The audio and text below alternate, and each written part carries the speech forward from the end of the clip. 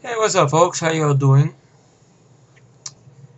Well, this is the end, pretty much, of the franchise, because I'm not gonna waste my time talking about the AVP films. Nothing like that. They're bad films on their own. Though AVP are, out of the two, is the one that's watchable at most. Nothing like that. When the Predator and the Alien are on the screen. Same thing with the first film, when the Predator and the Alien are on the screen. The human characters in both films are shit. You guys know that anyway. And so this will be the official last one. I'll yell about Prometheus by the end of the year, pretty much, which is 2 months away. Yell more about that movie and stuff, because that's in the worst films list, pretty much. Don't know what number that's at yet, but it'll be in the top 5, guaranteed. But now we get this film over here, which I will admit to you guys right here, right now, that when I first seen it back in the late 90s on VHS tape, I didn't mind the film. Okay, it was time waster at most. You brought Sigourney Weaver back. Okay, alright. And then when I started getting into DVDs and I got my hands on that cloning program I had a long time ago. I think it was called Clone DVD. So no, I don't think they have it anymore. I think they got it, but now you gotta pay for it or some shit. I used to go to Blockbuster a lot, and that's how I got my hands on the DVD-R of Alien Director's Cut and the 2-disc of Aliens, which I think they're from the quadrilogy set, I believe. And I got those there. And I didn't want Alien 3 in my collections. I hated the film. You guys know why. Remember the last video I did. And I was always meaning to get this one, always meaning to get it. Until they gave it on cable a couple of times. And for some reason or another, I don't know why, the film didn't age well. Strange enough as it sounds, it didn't age well. And, I watched it again just now, and guess what? It blows. At times, you have good creature effect work with Alec Gillis, Woodruff Jr., but that's not enough to save this film.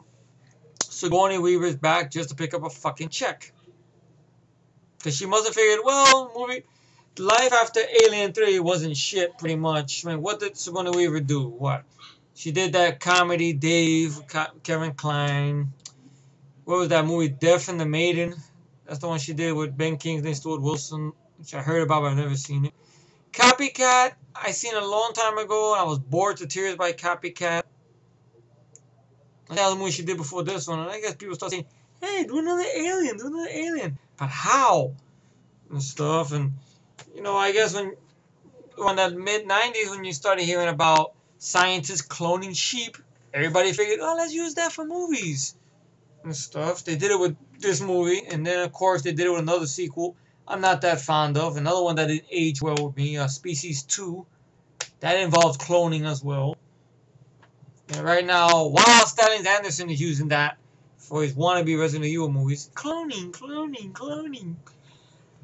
Look at time, man. Shit, wearing my red shirt symbolizes my anger. So, David Giller, I guess, was against doing this film. The movie's budget was, what I got this on for? I'm still searching for pussy, I'm sorry. It's gone some singles website or whatever. Guess I'll minimize this down later after I finish out look for more pussy. And of course, nobody answered me. Well, kiss your ass. Kiss my wife. So, here's some interesting stuff. Paul Wildstein Anderson, at the time, this is when he was Paul Anderson. He had my respect. Was in talks to direct this film, but he was unable to do it because he had scheduling conflicts. Because he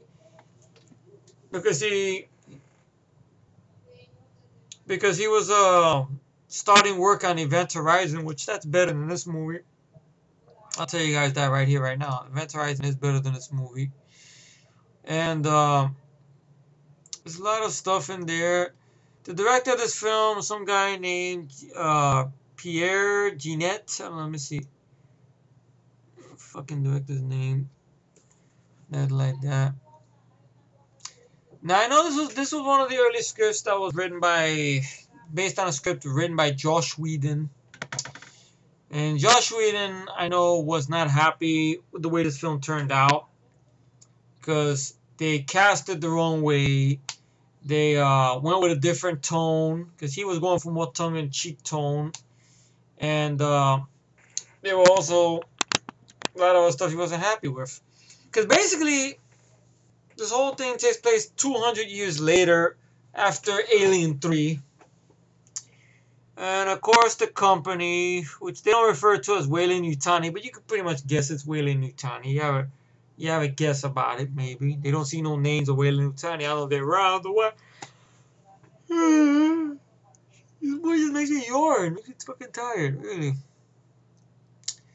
But, they, make a long story really short, they clone Ripley.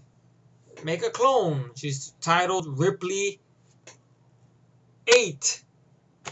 No, not Ripley 1, or Ripley 2, or 3, or 4, 5, 6, 7. No, there was only still 7 fucked up clones, which you see later on. They didn't work out, but they went with number 8. Or like this guy would say in the movie, Nantucket. So, how did they do this, did you ask? Well, we find out halfway through the movie that when Wayland, I think that was Wayland Lance Henderson's character. I could be wrong. I don't know. Well, somebody from the fucking company. Who knows? They went on to the Fury 101 ice planet. I guess they got a hold of some blood samples. And people wondering, well, how can they get her blood samples?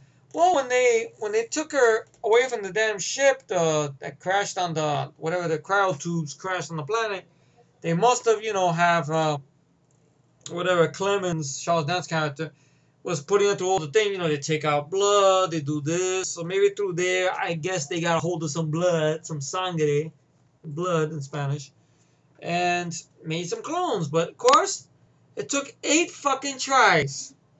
Treasure how advanced they are in the future. Whoops!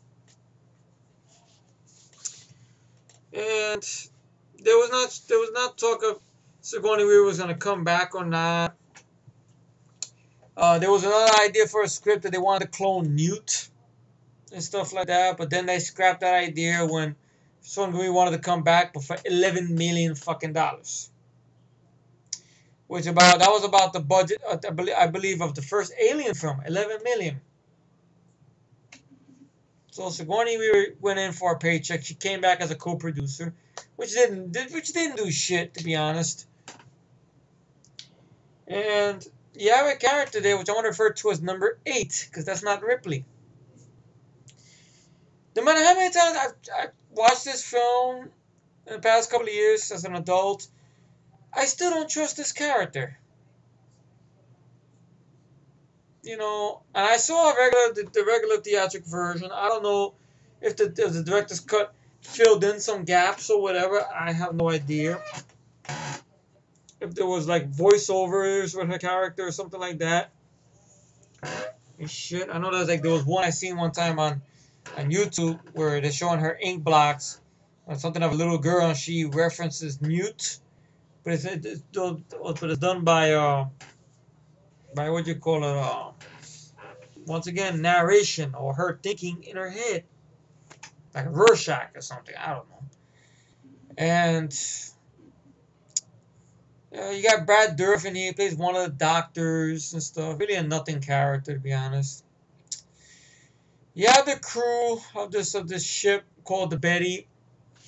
Basically a crew of scavengers, pirates, if you will. Kind of an idea what Josh Whedon would do with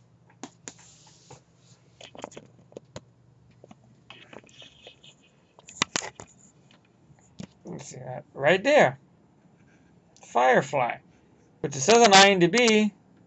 That said Firefly right there. That's a TV series. I remember I reviewed that a long time ago. I still have those reviews, but I wanna maybe redo it again. Same time I can review. Let's see, review this film someday and stuff like that. Who knows? I know after I'm through with this whole horror zone stuff, I'm probably gonna take a little breather for a while and everything like that because and everything. I know it's been a strange thing doing a review this year and it's like that horror zone because I started with Critters and it's kind of strange that Critters is two first films in the franchise I love a lot. This franchise, same thing. First one, second one, I love a lot.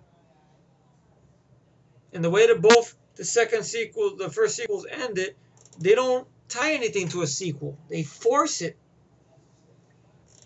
See, if this one, with the right script, if they would want the William Gibson script in the beginning, I would have minded a 3 and 4 film.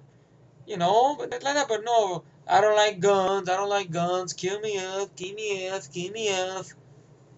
Shit. Kill off Hicks. Kill off Newt. Have Newt's autopsy there. No other shit. So, God, what else can I say about this movie? I just want to say the movie fucking sucks monkey dick and just be done with it. But then people ask me, but why? Go in depth. I don't know. It's just you have the crew of the Betty. The leader of the crew is one of the main doctors who's heading the experiments is Dr. RANT. Right. Well, originally, this is very interesting. Josh Whedon actually wanted Bill Murray to play that character.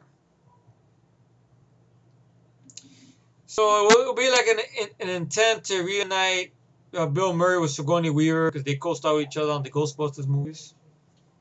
I don't know if that would work, to be honest. I can see Bill Murray playing a character like that. I don't know. Bill Murray probably more out of place there than everybody else in this fucking movie is. Oh, that's something there. The actor who played him, I think, was... Okay. The director of this film is Jean-Pierre Jeunet. I want to see when he's going out to fucking... He's from France. He basically went back to doing foreign films. Pretty much.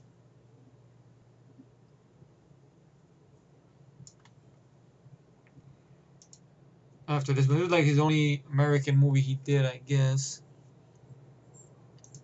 And the special edition of this is only 116 fucking minutes. The runtime film is 109 minutes, which is too damn long.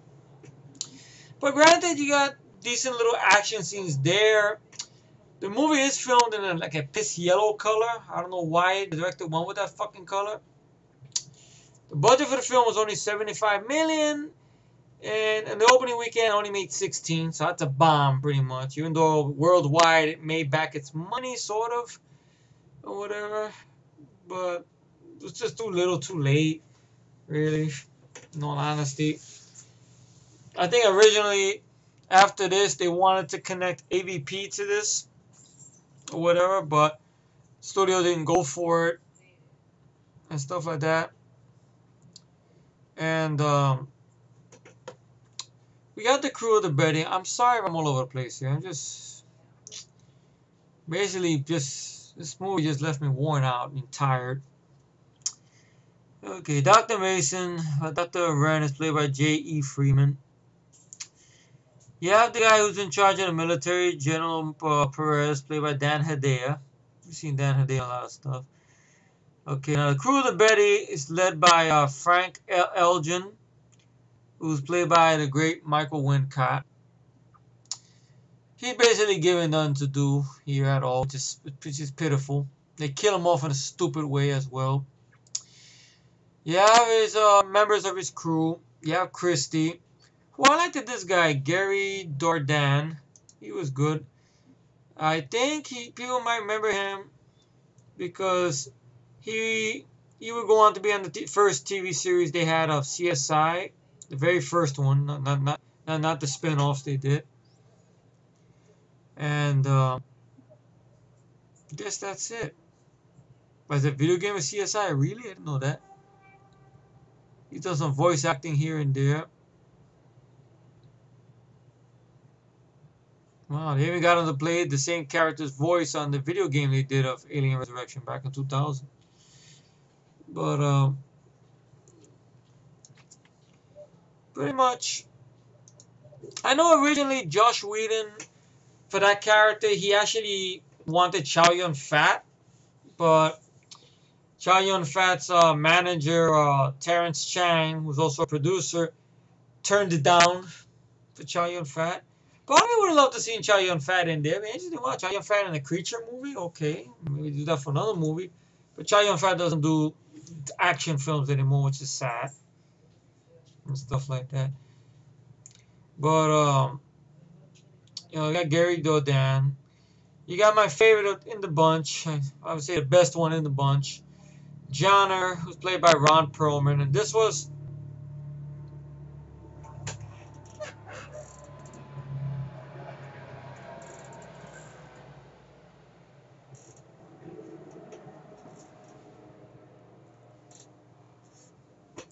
guess a helicopter flying a little low. Oh well, if you guys heard that. This is my first introduction to Ron Perlman, actually. I know, strange, right? Just introduced to him through here. You know, I saw him here. I saw him in Blade 2. He was good as Hellboy. You know, I just wish they would have gave him the R-rated mouth to work with the character, though. You know, instead of just you're going, oh crap, you know, stuff like that. One day I'll probably review the Hellboy films. Not anytime soon, though. And you got him. You got the character a lot of my friends enjoy a lot. I say it sarcastically. Breeze, who's this guy with a very thick accent. You know, Dominic Pinion, or Pinion, who plays VS. This guy in a wheelchair and it like that. He's paralyzed. Then, of course, you got Anna Lee Call, played by Winona Ryder. Winona Ryder, I liked her in Beetlejuice. I liked her in Edward Scissorhands. That's one I gotta get in my collection as well. I gotta mark that on my Amazon wishlist. I didn't mind her in that movie she did with Dennis Quaid, Great Balls of Fire. She was good in that role as well. She's done better stuff, I could say. I didn't mind her as Spock's mom in the Star Trek reboot. That's just me, I know. But here, she's basically playing, we later find out, a synthetic, artificial person, designed by artificial person, a second gen they refer to her as. And he's very horrible in this movie. People complain, I've seen on comments on other pages on YouTube here and there, about Summer Glau as the Terminator, and they complain about Kristanna Loken as the Terminator. But I size them like this: Summer, Kristanna, Jerry Ryan, 7 and 9 from Star Trek Voyager. She's number 3. And I guess it's just them 3, I guess. Summer's on top, of course. Who wouldn't want her on top? But she can't act. I mean, to be the same, maybe it's Josh Whedon's script. But the director rewrote shit, though. I don't know what the original idea is. I guess he wanted to make it what this movie, what this TV series would become, pretty much. To have the characters be more like that, but the director wanted to play it straight. And then you get very, very dark humor at times. That something that belongs in a Peter Jackson horror movie that doesn't belong in Alien film. So you got them. You also got this girl who I guess is supposed to be the love interest of Michael Wincott's character, Hillard. And she got a nice culo. That's about it. Nothing to her. Really nothing to any of the characters. You know, they're just there to be there. And they basically go on to the science ship where they're gonna meet General Perez, Dan Hedaya, because they have some hijacked cargo that Hedaya and and the science department want. They hijacked these cryo tubes from the ship of these crew members that were in cryo sleep, and they want to sell them to Dan Hedaya. Dan Hedaya is gonna pay for it. So, because now they've cloned number 8, Ripley, along with the alien that was inside her. That's been cloned as well, and they have a half a queen that's already grown already, and created some embryos, and they want to impregnate these people in the cryo sleep to just spread them out and see. And the xenomorphs here are have grown intelligent, which I didn't mind that. All right, you're gonna make these creatures smart. That's very scary. Okay, you make these fucking creatures smart. I don't mind that, or whatever. And who's to say they weren't smart before? Remember, they cut the power. How can they cut the power, man? They're animals and stuff like that. And they take the route of the Marines. They take the high ground. That's why they attack from the ceiling and aliens and stuff. A little more meta in there, I guess. So we got the clone coming out. Really an uninteresting character, to be honest. She bleeds normal blood. The blood is, I don't know if it's red, but it's got acid mixed in it because she's sort of half xenomorph. That's why she moves a certain way. That's why she has their strength or whatever. And I guess a little bit of the humanity there. A little bit. But it's still, it's just, I don't know. It's just, you don't know where her fucking loyalty lies. Even by the end of the film, you still don't know where her loyalty lies. And shit. And everything like that. And they get on the ship and everything, and Winona Ryder's character sneaks to where number 8 is at. Sigourney Weaver. I'm not going to call her Ripley, that's not Ripley. And sees that there's a scar on her chest, that they removed the chest buster already, and wants to try to kill her, but doesn't work. Stabs her in her hand, knife burns from the acid and stuff. And then looks like she's about to call the writer's character, but it says, leave, get out of here. They lick a feed. How does she know this? We don't fucking know. She just does. And they capture her, and they start taking the rest of the crew members out of Betty, surround them at gunpoint. And they don't know what's going on. Okay, Gary Dourdan has his little moment with these 2 little guns that shoot out. That was supposed to be Chow Yun-fat. That's why Josh Whedon wrote it for him. Terrence Chang said, no, you got Gary Dourdan. And, okay, fire some guns. Some of the military guards get shot, blood squibs, but I'm not saying the film. And you got the 3 xenomorphs that are trapped in this room. Brad Dourif does some kind of weird shit where he's fucking with it, doing stupid shit like that for no reason. Just making an ass of himself, pretty much. Brad Dourif. Ay. What are you doing, Brad Dourif? And, the 3 xenomorphs. Like, I kind of liked this idea, like the 2 xenomorphs are arguing with each other, 3 of them arguing. And they basically bite into that one, causing his guts to come out, to burn through the floor so they can escape. And Brad Dourif, being fucking stupid, goes into the room, look where they went, grab him by his face, and they take him away. Take him away. Let him away. Yeah, stupid songs on the radio. Take him away. And, of course, Dan Hedaya evacuates his men off the station. And CGI, yes, you got bad CGI in this film. Far away shot of the alien, which looks worse than the CGI that it was used in Alien 3. Makes it into the escape pod. And you see a lot of blood. One guy trying to escape, get pulled back, a lot of blood splat. Dan Hedaya throws a CGI grenade. It rolls in. goes in there, releases it, fires the little trigger, blows up the ship with that xenomorph, gives a salute. Then you get some very, very bad dark humor there, where the alien, one xenomorph comes up behind him, bites on the back of his fucking head off, and for some reason he's alive.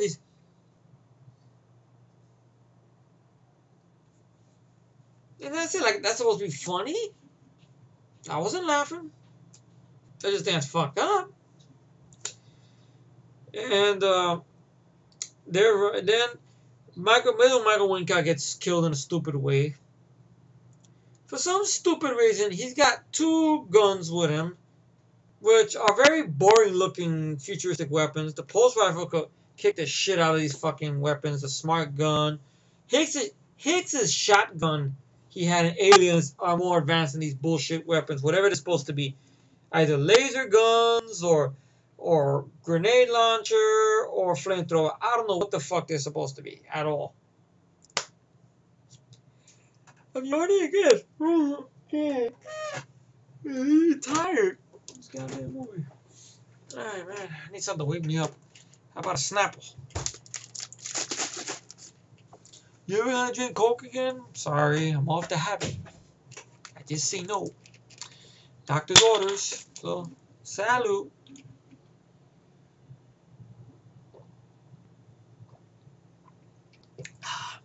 It's good stuff. You want some, guys? Guess not. Okay.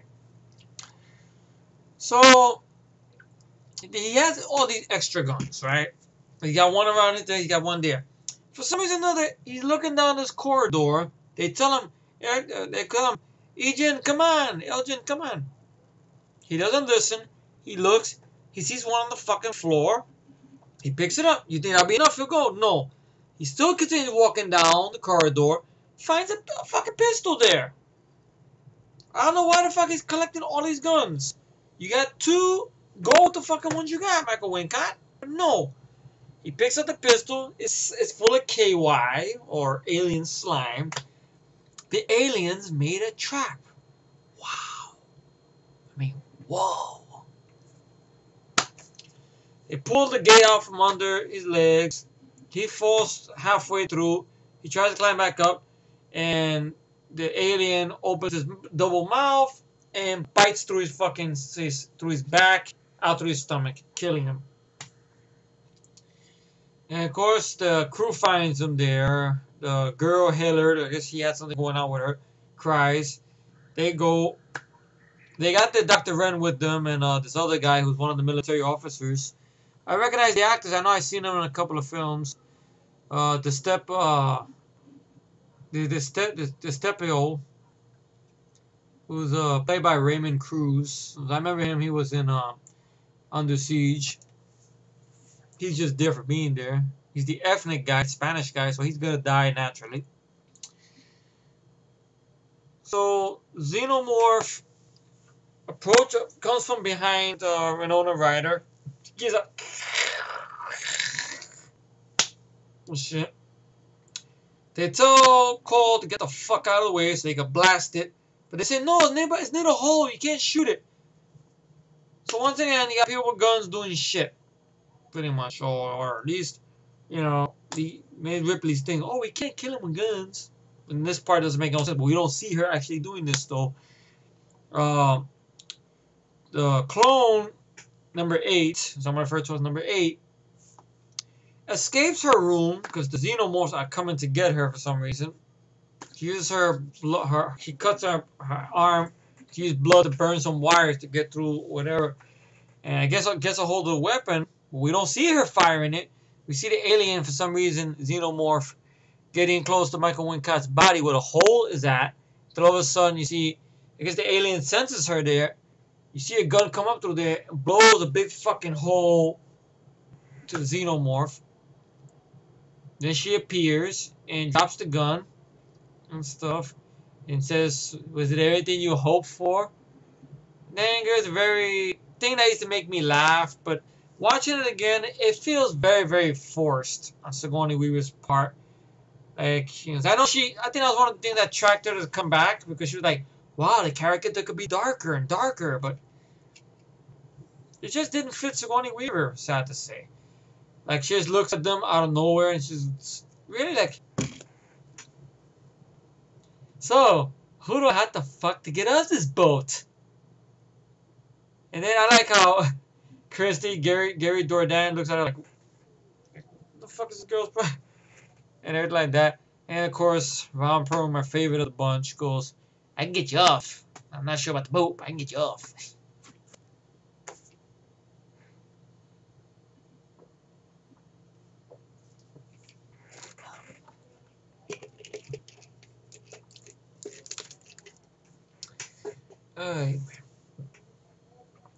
They run through there.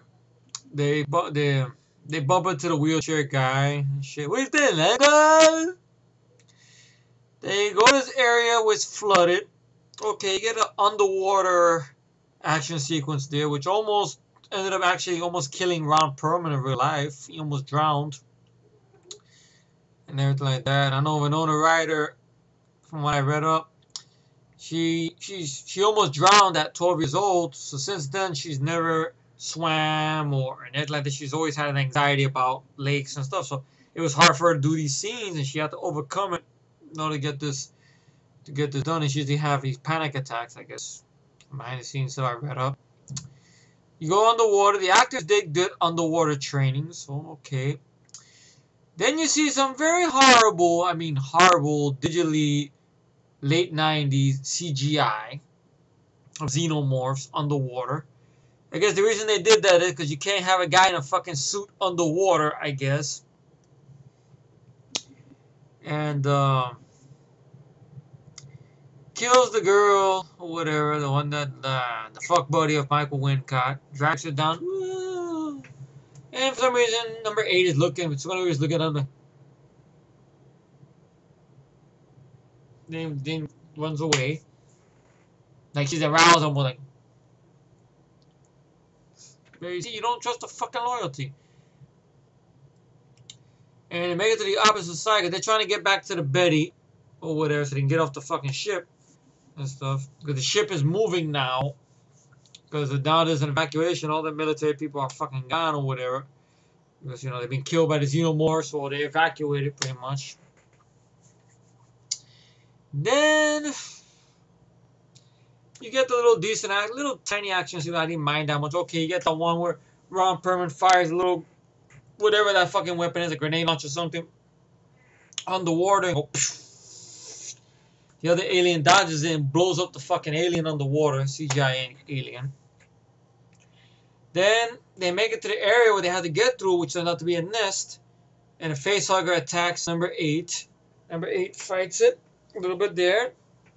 I swear, it looked like it bites the tentacle. I guess the penis of the facehugger. The facehugger is basically raping people's faces. Bites it on, throws it on the thing there. And the xenomorph that's still down there doesn't like that shit. Tries to attack her and she dodges it. And of course, Gary Dordan, Christie, he has his weapon. He fires some shells into there, CGI grenade shells. Blows up majority of the eggs in that room. They climb up on the ladder, start climbing up the ladder, and everything like that. And Winona Ryder is up by the door hatch over there, and you got Dr. Wren. He tells you can't get the door open. Give me a gun, and then fucking big surprise, Doctor shoots her point blank in her tits and her chest. She falls, boom, into water, and everything like that. And then a xenomorph jumps out, CGI, but then it's practical when it's on the ladder, where you got the crippled guy pretty much holstered up with the black guy, Christie, and he has these little guns, he's shooting, boom. The xenomorph is dodging bullets. No bullshit. And for some reason now it spits acid like just like it's a weapon now. It's just spits it out, burns the inside of the guy's face.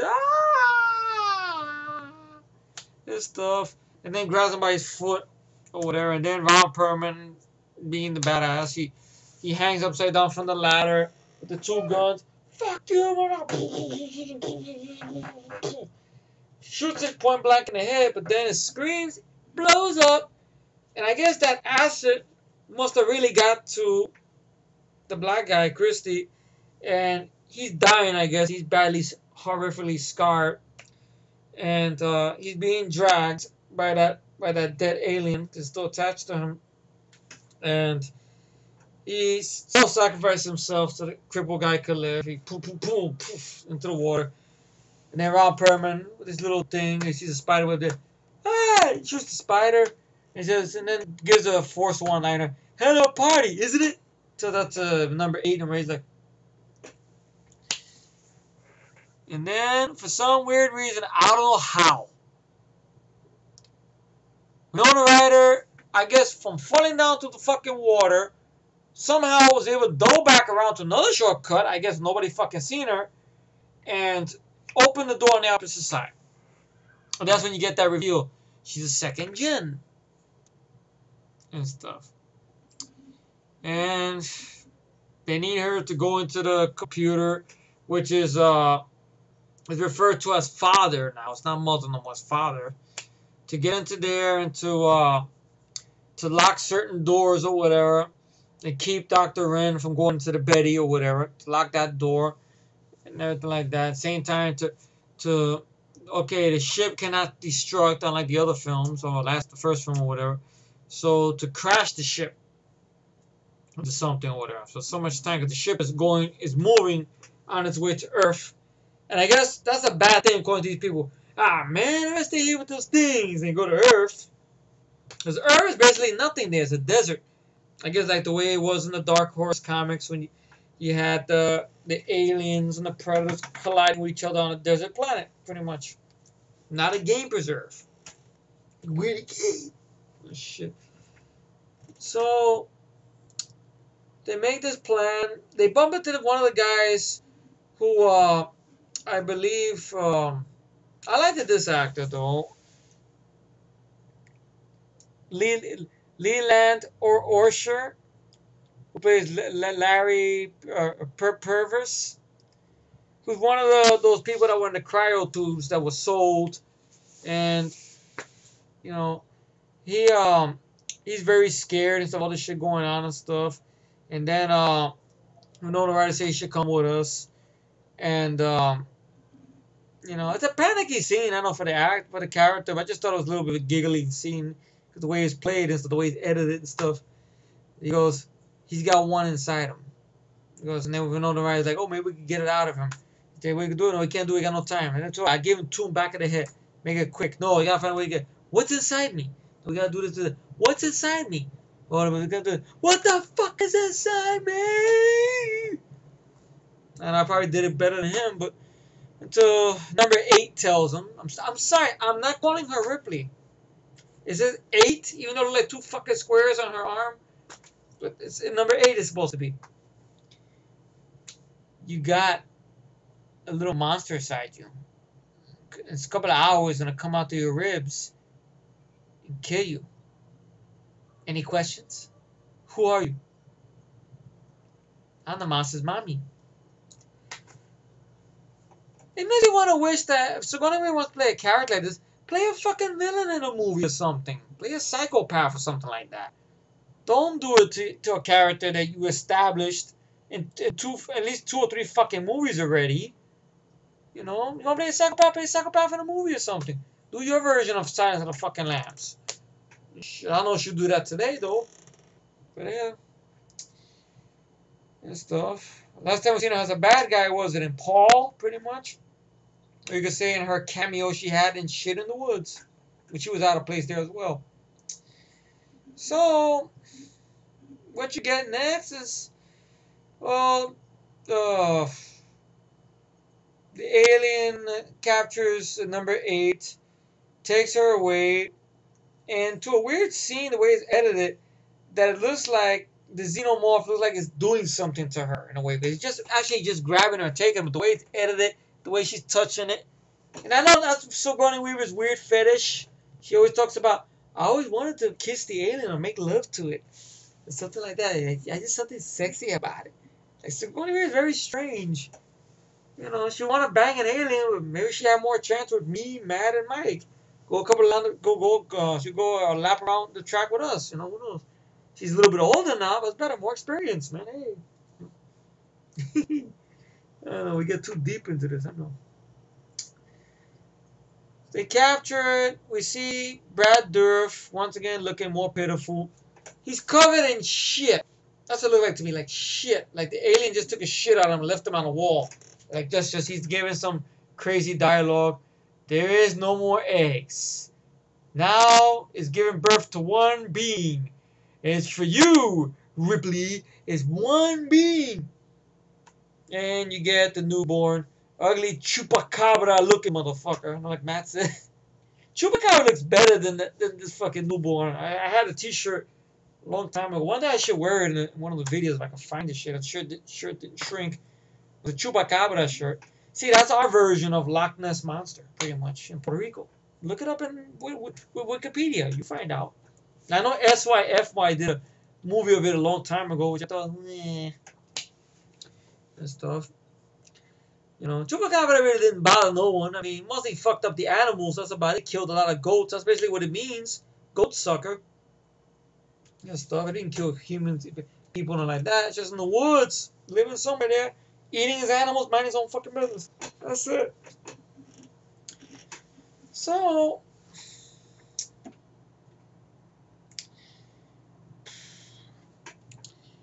newborn comes out, and the director is a fucking pervert and an asshole.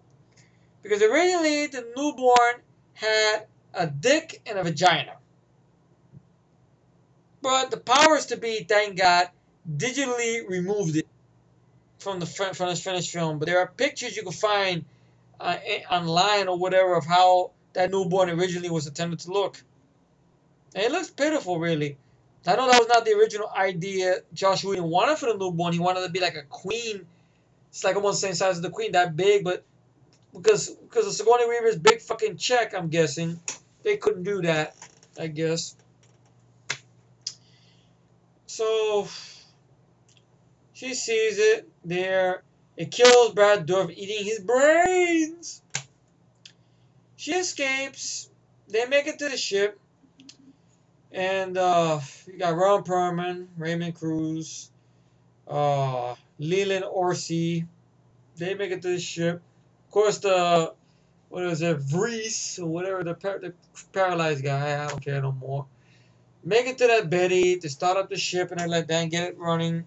They're about to see if they can freeze Leland Orsi's character until Dr. Wren shows up in there. I don't know how. And has his gun, shoots Leland Orsi, and has Cole by gunpoint. And I don't know what difference does it make if she's by gunpoint or not, because she's a second gen. She's not human. If you shoot her in the head, she probably lived through that.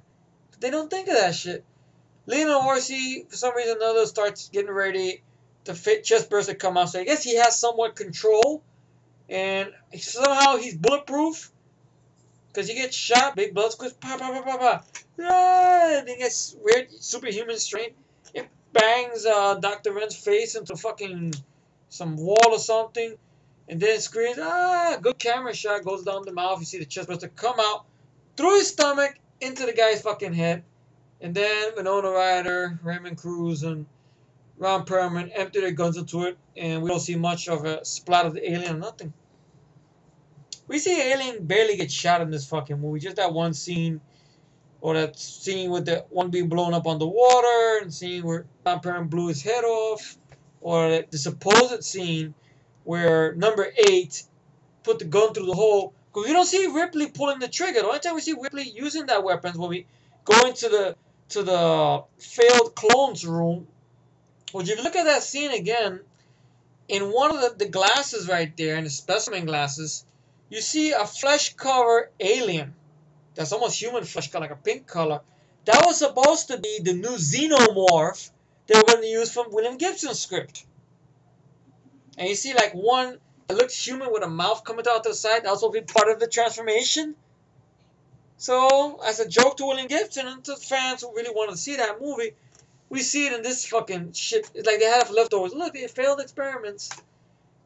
And then we see Sigourney Weaver again sticking her head through a hole and a very bad, I guess, a deformed rendition of the body or whatever. It looks very bad. Kill me! Sound like a mouse. And she goes into tears, and I guess it's supposed to have a human emotion there.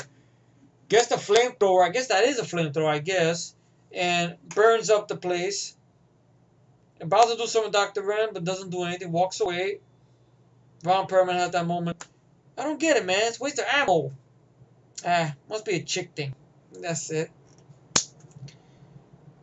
And Ripley runs, makes a big fucking jump of faith.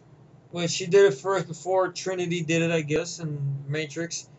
Jumps across and makes it to the Betty. Flies the ship. We thought you were dead. I get that a lot. Flies the ship. They try to close the door. The newborn makes it on there. How? I don't know. And has Winona Ryder trapped in a spot.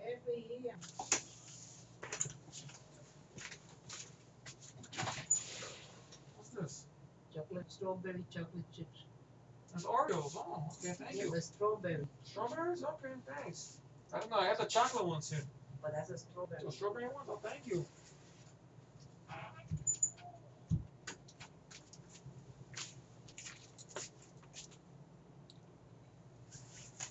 Strawberry Oreos. I'll feast on this in a minute. Raymond Cruz comes in there, sees the newborn, doesn't get a chance to get a shot off because he's the Spanish guy. He has to die. You killed the black guy. Oh, by the way, you killed another black guy in here because with the scene where the first when the xenomorphs escape, they commit homicide now. The aliens, not biting into people, taking people to make exile. No. They commit a murder actually. The black guy goes into the room because they had this thing in there to keep the aliens in check where it's like nitrogen that freezes it back or something. So the thing is open, the trigger, the black guy goes in there and opens the mouth, hits the thing, and then freezes the guy. Like that. And then newborn goes in there. Number 8 has, it's not even a showdown really with newborn. She's touching it and doing all this. That's part of Sigourney Weaver's contract. She want to do something weird with the fucking alien. She's touching it, doing this. And she basically signals call somewhere. The Winona Ryder character. Gets a piece of acid from her hand, throws it on the glass. It gets blown out of space, but this time broken into pieces and him screaming, Ripley! Ripley! Mama! You see him going into CGI liquid into space. And Sigourney Weaver crying. They make it to Earth. They look out the window. And of course, you saved the world. You seem disappointed. So what now? I don't know. I'm a visitor here myself. And decent score. I like the music. I know those are the alternate ending when they're on Earth, which seems a little more grimmer for some reason. I don't know why. But the movie hasn't aged well. It was a useless sequel. What this does is, anybody who likes Alien 3, this makes the sacrifice that Ripley, she was still Ripley in that movie, even though I didn't like the shit she did in that movie. Also Sigourney Weaver. You know, you made her sacrifice useless. So you basically did this to Alien 3. Because Alien 3 does deserve a finger, but there's no way you can fix this unless you're going to make this movie in Alien 3 a nightmare. But Sigourney Weaver doesn't want to come back for another Alien film. Really, I mean, they want to put this to bed so badly. I know when Jimmy and Ridley wanted to do Alien 5, you know, and stuff like that. The studio they want to do, they did AVP, but they couldn't give us a kick-ass AVP film. No, because that'd be too much money. Or no, the fans might actually like that. Make it like Dark Horse Comics? No. You kidding me? No. We gotta make it mediocre and watered down. We gotta do an unrated cut. Even if it's unrated, there's still nothing to run home about. Just a bullshit alternate opening. Then we gotta do AVPR. They're on Earth. For what? With human characters who are lame. very lame with an ending that leaves you, huh? And everything. And you get Prometheus, which is everything. It's like you did Alien and you did it the fucked up way. That's what Prometheus is. Pretty much. It's just boring. What the fuck is CGI giant face hugger? Like this CGI face hugger! Giant CGI face hugger! That's it. That's what we're left with. So this movie to me gets the same mark as Alien 3 really, because it's just really kicking a dead horse while it's down if you think about it. That's why in my collection I stay with Alien and Aliens, to be honest. The backstory behind the film is nothing to it. You know, they figured, oh, maybe we could try to do something with it and tune it up. All they did was they made it from bad to worse. Pretty much. I mean, granted, if they gave this on TV, I could watch a little bit of the action sequences here and there, but the second film, action sequence, Aliens, kicks the fuck out of this movie. And then some, in my humble opinion. So anyway, my thoughts on the Alien franchise, which I'll put in this video as well, it's the only way you ever see anything good involving aliens is through the video game universe. That's about it. The AVP video games, AVP 3, that's the way you can see it. The Colonial Marines, a new Aliens game that's finally coming out. That's supposed to be the true sequel to Aliens. Even though there's some gaps there that make no sense. Like, okay, Haley's Hope was the thing that was blown up in LV-426. You see Sulaco's still there. And they refer to Ellen Ripley as dead because they're being ejected out. Or something like that. So I guess that's going to lead into Alien 3. You have a new set of characters who are on LV-426. New type of xenomorphs. New this. All this other stuff like that. I'm waiting to see a playthrough of that. I don't know if I'll get the game for that. I had my chance to get the game. And I blew it. That's why. Well, it came with a cool shirt. But I blew it. So I have no hope, really. For the Ripley character, Sigourney Weaver is not going to want to use guns. You know this. You know this. She's not gonna want to make guns. She doesn't. On the interviews you see on the DVDs from I seen on YouTube, she's not mad about Alien 3. She's not angry about Alien Resurrection. No, she's not. She's happy about what she did. She doesn't feel bad that they killed off the nude character or Hicks. No, she's like, okay, these are the movies. That's it. That's what the character should be. So, that's what she feels. Fuck her. Fuck, for instance, you fuck face. Josh Whedon, I know he was fucked over, but still, I'm glad he got Firefly. I'm glad he got Serenity, the movie. I do enjoy the Avengers.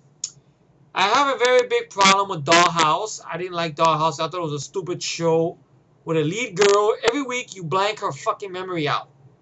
So what about character development? You're going to blank out her memory every fucking week. Then they try to put Summer on the show, make her an interesting character, and you brutally kill her off in a brutally violent, mean-spirited way. Granted, she was a villain, but for TV, blowing somebody's brains out and having the blood on the lead guy's face, I'm like, wow. You know, then of course, Shit in the Woods. Him and Drew Goddard's Game Changer. And it's meta. It's shit. I enjoy the Avengers a lot. That's his saving grace, the Avengers. In my humble opinion. That's it. And of course Firefly as well. You know, but the man has made some bad ones in the bunch. Now this director didn't go on to direct anything again. Rightfully so. Because the movie is piss yellow. He makes pissy movies. And stuff.